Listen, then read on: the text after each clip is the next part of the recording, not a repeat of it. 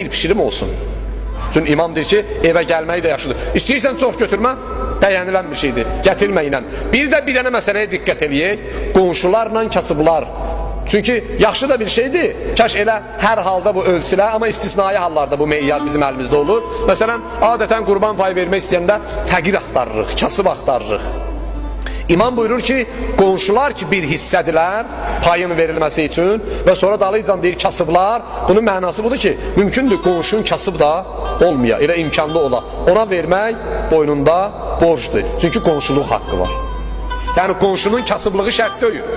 Ən yaxın qonşulardan gedir ha söhbət. Ki təbii ki bugün bizim şəri qonşulara gücümüz çatmaz. Şəri qonşu bir üstə nə qədərdir? İmam Baqir Aleyhisselam qonşunun neçə ev deyir? 4 tərəfə 40 ev. Hər tərəfə 40 ev. 160 dənə evə bugün heç kim pay verə bilməz. İstisnai adamlardan başqa. Ən yaxın qonşu ki qapı qonşu yox. Evlər